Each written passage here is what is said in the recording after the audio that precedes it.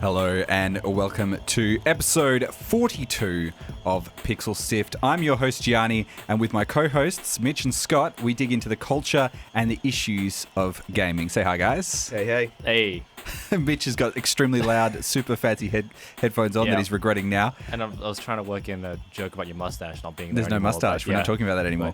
Right. We're joined today by Bob Hayden. He's a game developer and is working on the brand new game, Vectonic. Bob, thanks for joining us. Thank you. It's great to be here. Thanks for coming in. We'll be talking all about Vectonic a little bit later in the show. And Mitch and Scott, what are our other topics today? Yeah, so next week the Olympics begins in Rio, and today we're looking at how the modern gaming esports fit into the world of competitive events. We'll also be looking at retro resurgence when hardware even comes back from the dead. Hardware. Yeah, hardwares. Fantastico. All that and more on today's episode of Pixel Sift, so let's jump in.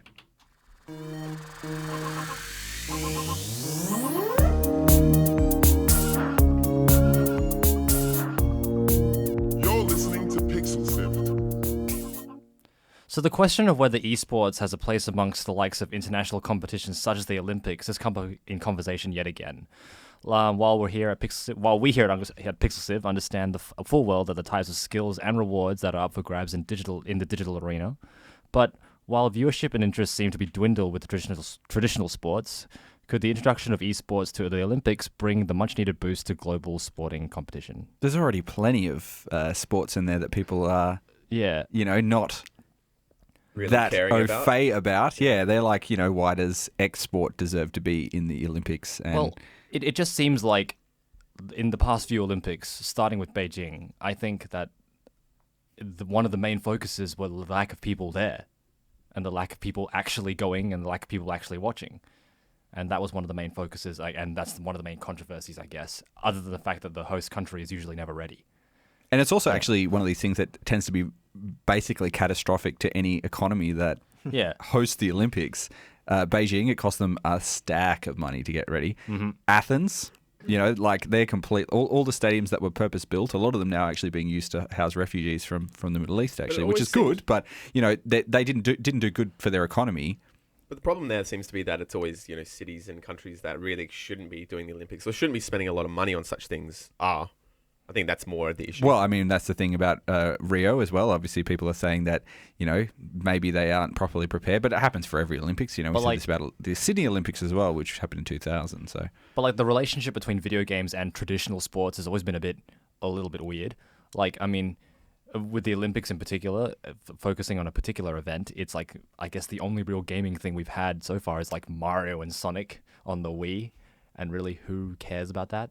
Sorry, Mario and Sonic, but no one really cares about I think there is sort of these tie-in games, but there is, that's right. We talked about this last week. There is huge money in the competitive esports arenas. People are competing for lots of money in order to do this. Probably, arguably, for some of the sports that would be involved in the Olympics would be getting far less funding, far less support, far less coverage as well. So, at what point do we kind of say that, some sport might need to be knocked off for something that is much more... Well, I don't think you can't take sports out of the Olympics. I don't think they take them out all the time. Really, is this the thing? I'm not a big fan of the Olympics, so I don't really pay much. Jousting used to be in the Olympics. See that? Why isn't it still in the Olympics? I would watch that. It's gone out of favour. The only one that you can't go down to your local jousting club. Yeah. One I kind of am aware of because it kind of had happened in my lifetime, and now it is in a sport, and it kind of never used to be. Well, it actually never was. Table tennis. Yeah. Now, that was a huge one. The funniest side of that is the people that was trying to stop it from going into the Olympics with the actual, I can't remember their title, but the International, Table Tennis Committee, Foundation, whatever. They didn't want it to go in because they thought that basically it would be, replicating what they already provide, which is a all-inclusive tournament of the best of the best. It's just replication of basically what they're doing. And that's kind of there's a huge argument for esports to stand on its own, because it already is the pinnacle of its, but you already have sports. Field. So think of something like basketball. Basketball is a big part of the Olympics. There is national and international leagues. I guess the NBA is close to what the international league would be. But most people are competing at a country level.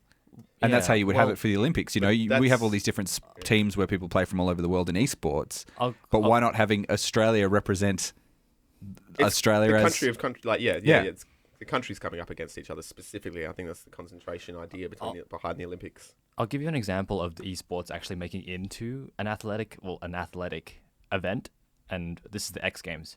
So the esports have actually been in the X Games for a couple of years now, and it's been met with controversy mainly from the other competitors that are doing the physical sports.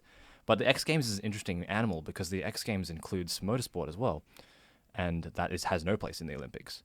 So, of course, it is man and machine, that as well. But there's a whole bunch of risk with the X Games. Includes like the motocross, for example. You're doing these massive air tricks, and you could possibly die. And that's a lot of the other athletes are saying that. Well, I don't think a gamer or like an esports player really deserves the same medal because they're really not risking their body and life in that same sense. I don't know. There's plenty. Are you going to die if you play table tennis? Well, that's the thing. That's what is a little bit different in the sense that the X Games is not a very good example, but it is an example of games entering the same competition as such. And I think there is there's an X Games athlete. Her name is Christy Lekinsen. Wait, sorry, Leskinen. I was practicing this earlier. Leskinen. Yeah. And she had a number of pretty public tweets saying, for example, as athletes, sometimes we risk it all to win X Games. No gamer in the world deserves an X Games gold medal. It's pretty heavy, but there's nothing but arguments and fight back from the sports world about esports entering into their world. Basically, before ESPN, before MLG or eSports sports really kind of sunk into the world. A few years back, all the ESPN people were like, "Oh, if esports has ever taken onto ESPN, I'll quit," and all these things. Oh, just talk, because I don't know why. I don't know why there's such a resistance, and I guess I think there's a bit of a. Do you know what it is? It's a lack of legitimacy in esports. People outside of the esports world don't take it as seriously as it deserves. A lot of people still see games as a toy. Yeah, I think there's exactly also a game. There's a sporting tribalism as well that people are kind of like, my code is better than your code, and people don't want to let anyone else in because they think that this is better or worse. I'd like to. What do you think, Bob? Yeah, Bob. Because we could talk all day about this, but I feel like I was just thinking, as a gamer, I think I'm at a lot of risk of ruining my body by playing games. But in a completely different way. Yeah. Well, carpal tunnel, yeah. Weight gain. Oh my god. I could go on all day about that. Yeah. Go Gianni, please. Look, there are the one thing I want to know is whether there needs to be a overarching event where you can have lots of different games where people are competing for their country, a la the Olympics, if not being part of the Olympics. Yeah. Well, maybe there needs to be something, because at the moment they're very segregated.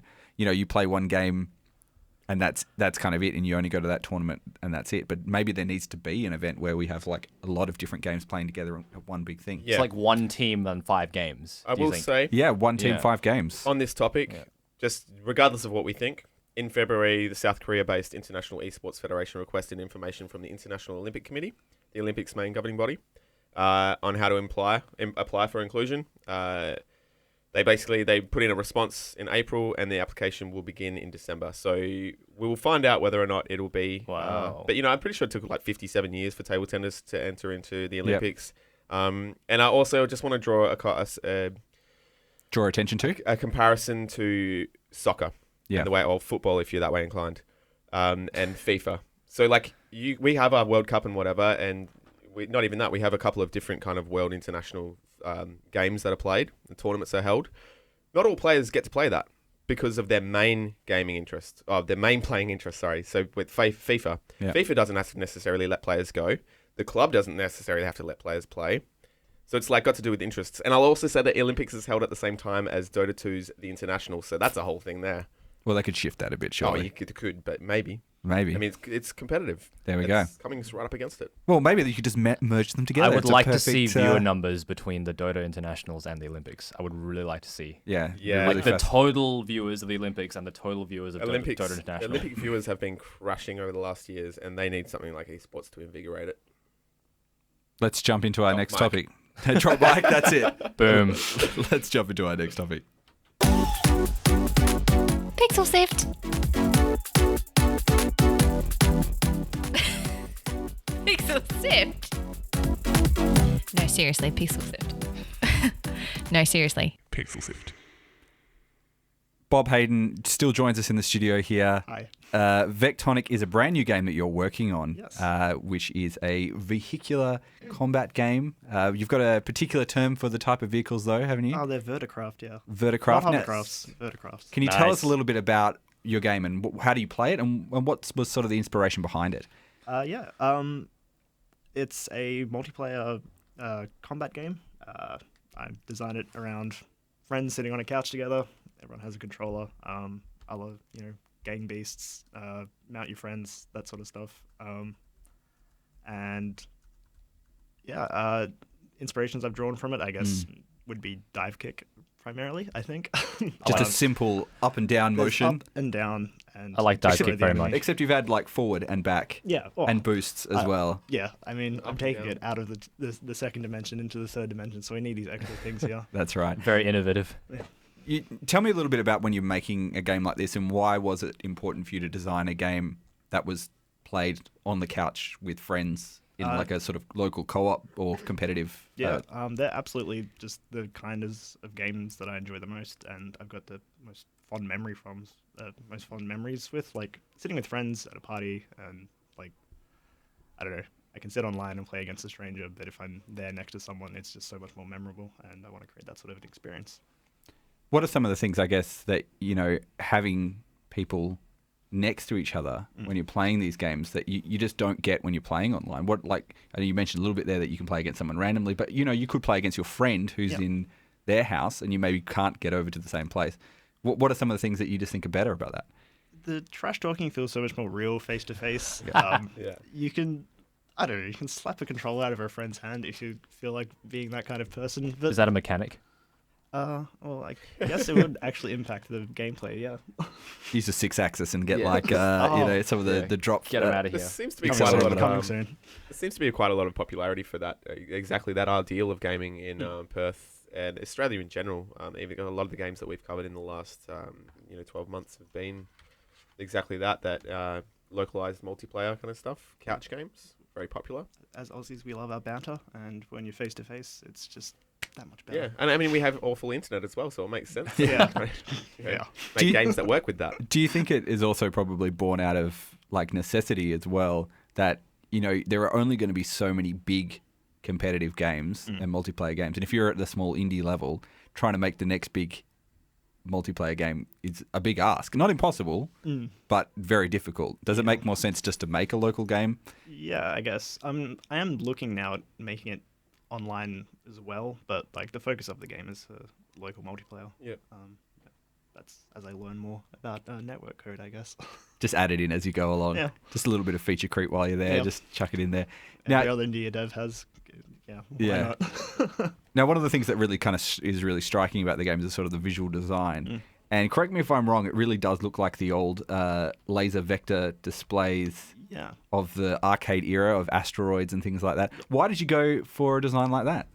I just think it looks cool, really. I mean, like, it takes on like Tron, and I don't know, I just dig that aesthetic, and I kind of wanted to mix it. Originally, it was going to be a little bit more, I guess, vaporwavy, if I can use Yeah. that term. Yeah. There was going to be a lot of like sunsets and stuff like that, but I kind of steered away from that as I went, because I sort of felt the vectors were clashing with that a bit too much, and I kind of went whole hog on it.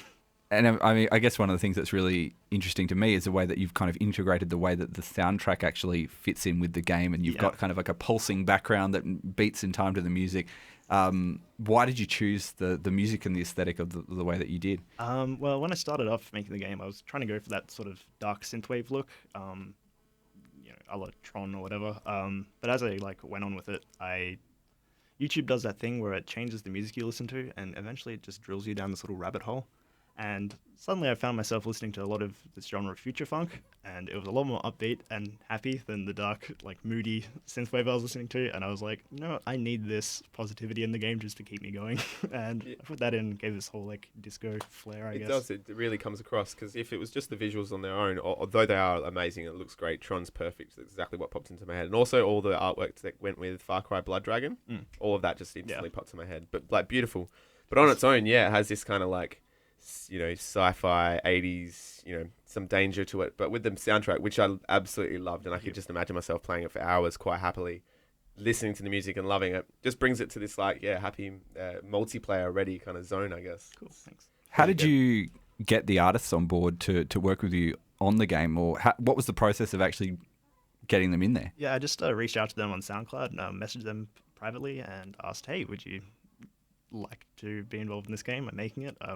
Currently, it's got your music in it. I'd love to keep it in there. And they just said, yeah, absolutely. So they're on board, and yeah, really Were excited they to work with them. local artists or just somebody from People anywhere? from Just all wherever you around the stumble? world Yeah. on SoundCloud? Just my like international like board of Just make a musicians. playlist and basically go down and Yeah, I mean, it turns out the majority of them are all signed on to this label that they managed together, called the Futures Society Collective. And I So you hope I got that yourself right. into a nice little niche of style, and they just kind of, Yeah, they're all great, and yeah, really that's great. excited to work with them. Was it something that you had to kind of explain to them, or did you just go, it's in a game, can I just continue to use it in a game? Or I said, I've made this game, here's what it looks like. They saw the aesthetic and went, yep, I guess that's on board and in keeping with what we're doing, so it worked well. and how does it work if you end up selling like a billion copies or something?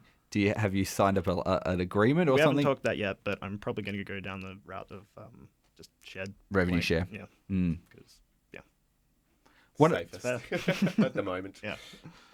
As it's kind of going forward, what sort of things are you looking to sort of add into the game, and what are some of the things that when you're thinking about designing a multiplayer game and a competitive multiplayer game, what are some of the things that are kind of really important to add in or to make sure that you focus on? Yeah, first off, getting the general game feel down was what I spent the first, well, up from the start until now, basically, is just getting that game feel down. Just get the right amount of push when you push forward on the controller, the right amount of force when you go up, and getting all that right and having the camera behave in all these right ways, just that overall game feel is just super important. Now, at this stage, I'm quite happy with it. It's gone from I don't like it to not bad. I think from not bad to go to good now, I need to give it all that polish. So the next month is going to be all about getting UI and accessibility. So a lot of people pick up the game, they don't know how to play, they don't know anything about the game because there's no instructions or anything. And I'm trying to integrate that into it a lot more. Just How are you going to teach people to play your game? so things like a interstitial thing between the setup of the game and when you're actually into the game. I put little diagrams that I've drawn up, just little simple pictures of like a vehicle going up with a press right trigger and A, or A to jump, and then B or left trigger to slam, and it shows the person jumping on top of another craft and slamming down, and the other one shattering, so you can kind of get that idea. Are you going to work it into the emoji sort of taunt system that you've already got in there? Which is actually one of the... I really, really enjoy the Thank you. emojis in there. Yeah, I have to give credit to my housemate for that idea. Yep. Yeah, I'd love to try explain everything with emoji. Probably like if I can get the perfect emoji language down pat, it would save on localization. But yeah, I think pictorial diagrams will have to do for now. And what is your plans going forward into the future when you're trying to design this game? And what are some of the things? Where would you want to be in a year's time? Have the game done and out in a year's time, honestly. But I'll see how realistic that target is. I don't know. From here, getting that usability down is just going to be a matter of playtesting it regularly And do events like taking it out to like play up and that help with people? Absolutely. The game, like, there were so many things I was just blindsided by at play up, like that people were like, well, obviously I should do this, and I said, obviously I should, because I'm looking at it from this point of view of someone who knows exactly how every little bit and byte works. So, yeah. Is it helpful to kind of get that experience as well? Is it like, Absolutely. do you get locked in if you're designing it in your own sort of space and Yeah. showing it to the same Yeah, I sort of get- people all the time? Yeah, and I get very defensive of my vision when people question it, but I'm working on that. Well, look, it's a phenomenal looking game. We're going to play a little bit of it later in the show. Bob, stick around. We'll jump into our next topic right now. Awesome. Pixel Civ! It's not Pixel Civ, it's Pixel Sift. Pixel Civ! So where would we be today without our retro game beginnings? Who knows? It was rhetorical. Recently, we've seen a bit of a commercial push. For, You really hammed that one up. You put a bit of like emotion into that one. Yep. Tell us, God. Tell us a little bit about Anyway, this topic we're talking about. Recently, we've seen a bit of commercial push for the return to retro, with Nintendo set to release the NES Classic Edition, or NES if you prefer, with a shopping list of classic gamer titles at its disposal. It's launched a lot of interest into what it was in an old redundant console. As the interest in this era of games is back in the spotlight, we thought we'd have a look at what's out there in the retro world and what all this historic love is all about. Now, of course, if you haven't seen it, the NES Classic Edition that's coming out, I think it's about Christmas time-ish, is basically just a scaled-down version of the NES, and it has about 30 games on there, all the classics. It's pretty good, and I think it's coming in at about $100 or something. Can you put more games on it? No. Okay. This is what it sparked a lot of kind of ideas of these retro consoles coming back, and they've been around for ages. There's all sorts of kind of emulated consoles out there, and unfortunately, as good as an idea as this is, the NES Classic Edition, it is far from the best one out there, because no, you can't add any other games on there. You can't. You can't do lots of stuff. You can't use old controllers. You have to use new controllers. On the plus side, it does run off HDMI, which a lot of the other retro consoles at the moment don't. But yeah, I don't know. It's everyone else? well, What does everyone it's else kind of think? got a lot of like part of it is that yes, they're obviously selling on this nostalgia that people want to buy these old consoles and maybe get some of the things. But say for example, if you were one of those one of those people who had a game that you really loved and you're like, oh man, I really wish I had that copy of whatever it was, and that's not one of the ones in this 30 game pack, Yeah, then this is not going to offer anything to you, which seems kind of silly to me. The thing is, are they going to offer a different version later with different games on it, and you're going to have to buy that one? Well, And then you just throw away the box. Yeah. Like, don't need this old mini NES, get it out of here. Well, I don't know. I think they should have just done a better version to start with. Like, there's actually this concept made by Modder Online called Daft Mike. He basically crafted and 3D printed his own mini concept, and it's the same size and everything, I think, roughly. But it's run by a Raspberry Pi, and in case, it's about 60% smaller than the original. But he made these also kind of 3D printed tiny slots of any NES games with the ROMs loaded onto that by NFC chips, and just Nice. Yeah. plugs them in. So is he selling that? No, this is his own one. Well, I no, think. he said okay. the only one like, he just made himself. But if somebody at home, like if a modder can just make their own that Right. kind of craps on what they're planning to release in the future, what shouldn't they see that and See, read so- it? Nintendo's also had this thing as well where they've always had the virtual console as well, where they do actually resell their games on. Well, they haven't their always current- had that, have they? No, well, I mean, Yeah. since at I mean, least the Wii, they've yeah. had it, yeah. Well, Funnily enough, just on the Wii topic, their controller for the new NES will also be usable on the Wii and Wii U. really? And I think this is one of the cleverest things about it, actually, is that it does link in with that there. But That is a very clever part of it. Yeah. That's basically that, and the actual concept, the idea itself, are the two main things that they've done well. Everything else they could have executed a lot better. yeah. Bob, you're making a game with a retro nostalgia-inspired aesthetic. Yep. What do you think about the idea of them bringing out dedicated little boxes that will play a selection of games? It's 30 of the hits, I'm assuming. Yeah, it is. Yeah. Yeah. For $100, I think that's actually a really good value proposition. I mean, if you look on the virtual store, You'd hit the $100 mark pretty I quickly. think it's $8 for a single retro title. Yeah. So Even my actual retro NES that I had to rebuy was over $100 just for the console alone. and if you're buying these things secondhand, people are really gonna mark those up. What do you want to see with them? Do you want to see more of this sort of trend, or do you think there needs to be a better way for us to play these older games? If I could have this mini NES connect to the internet and download more titles for it, that would be the ideal solution. But I guess that would drive up the cost to make it internet capable. there's a couple of other standouts. Just if anyone's ever interested in going down this road, which they kind of should be because it's a wicked road to go down. There's two kind of standouts that exist already that are better than the NES Classic, I guess, in my opinion anyway. There's the Hyperkin Retron 5 and the Cyber Gadget Retro Freak. They're both a bit more expensive, so I think they're... Do they take actual cartridges, though? Yeah, so they're but isn't it then it reliant on you actually having the actual cartridge? Yes, but as a bonus, the machines can kind of... sorry. I'll get there. Sorry. These ones are, they're limited. So they're Genesis, Mega Drive, Game Boy Advance, and SNES, I think, capable. But there's also Retro Bit Generations, which is coming out. I don't know exactly when it's coming out, but it's coming out in the future. And they've kind of pushed this even further now that the NES has been released and picked up with so much popularity. And that one is like a Mega Drive style 6-button controller with HDMI out. It's got an SD card slot. Which we can only presume at the moment, but will be probably used for ROMs and saving data etc. But the good news with that one is it will also be loaded up with 100 titles. So it's kind of the best of all worlds. So you can play your old games. You can also load on new ROMs. And hey, here's 100 games to start you off. So who makes that? Who? They're called Retro Bit.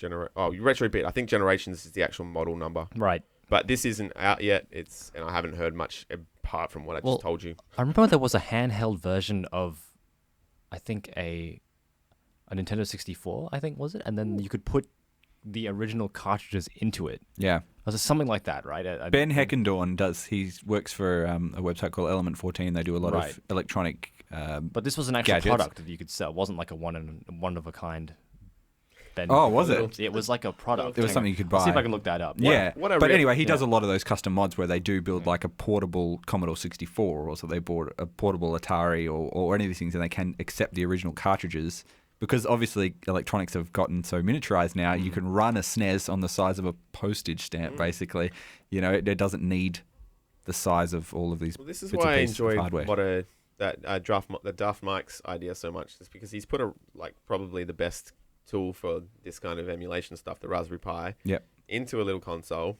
Like that's what they need to release. They need to release that, but with also accessible ROMs or accessible emulations of all their games, like you said, downloadable from the internet or whatever. Well, They're Sega have already actually hooking into HDMI. They could surely just stick a little Ethernet in there, or even Wi-Fi capabilities. Like, technology these days is pretty crazy. Sega have released basically an official mod.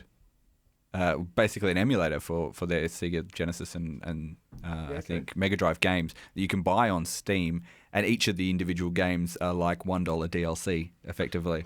Yes, so then if you've got a computer that can actually run that, then that machine can actually be a legit emulator station, and you can run that on a Raspberry Pi, you could run it on another bit of hardware. But I'd like to see Nintendo or, we're starting to get to the point where Sony's obviously got some older games as well that we'd like to re-release and play again. So I think Nintendo is always capitalizing on the nostalgia aspect of their fans, and they know it. Yeah. And I think with all the Pokemon remakes and everything like that, they know what their fans want and will buy. I mean, you mentioned earlier off air that it was already sold out at EB, wasn't it? What was that? Sorry. That the new Nintendo. The mini NES. The mini NES was already sold out. Was that I'm you not that said sure. that? Oh, okay. Me. Oh yeah, Video producer that was James. Yeah. But it sounds James. believable because like I said, so much interest, and just with Pokemon Go, a lot of interest in gamers that aren't necessarily really immersed in the gaming world. I guess, It's or really so that whether, interested in it. we can say it's not we can say it's outdated by everything that already exists all day, but at the end of the day, maybe the product's not for actual people who are maybe it's not gaming. for us. Yeah. It's not. It's what it is. It's a really good, viable commercial dip into the retro gaming world. Which all these emulators and stuff, though they are commercial products, they're not endorsed by the proper people and pushed out on that kind of commercial level that this one has been. And also in terms of ease of use, you can just plug this thing in and go. Plug and play is the best thing. That's Everyone true. expects ease of everything these days. Because people forget that your time is also worth money. Exactly right. So the hours you spend trying to get one of these things to work, you could just spend an extra $40 and just have it. So what I want to wonder, That's true. and we'll leave it at this one, is how many nanas this year are going to be buying their kid a Nintendo and pick up one of these $100 things. Well, if and- it's anything like the Wii, remember when the Wii first came out, the original one? Remember Yeah. how hard that was to get? Yeah. I remember people queuing up and like that one woman dying Yeah. in America trying to get one. Yeah. Oh my god! Somebody get that woman Some- a Nintendo. Yeah, this is another story. Just search hold your Wii for a Wii in Google. No, seriously. Yeah, there you all go. right. All right, we'll end on Maybe- that. Maybe And don't on do that note, search. let's finish off. Not Thank at you work. guys for joining us for another episode of Pixel Sift. Bob, thank you for joining us. Thank you so much for talking having me. all about Vectonic. It's a very interesting looking game, very good soundtrack. If you get a chance to play it at one of the events that I'm sure it will be at Perth Games Fest later. Ideally, and I'll also be at the Play Up on September 2nd. Great. The So Nostalgia Box. Plenty of opportunities to play that one there. Now, if you want to check out our other stuff, we have a website. That website is www.pixelsift.com.au. Mitch, we Yeah. have social media channels, don't we? Yeah, we do. We have all the social media channels. The podcast is also available on iTunes, Pocket Casts, or of course the RSS link on the website that Johnny just mentioned. Give us a like. I think that's what you still do, don't you? On Facebook. Yeah. Give us a like. Follow us on Twitter. Follow us on Twitch if you're there. We'd love to hear from you. So give us your feedback. So thanks for joining us, and we will catch you guys again Peace out. next week. See ya.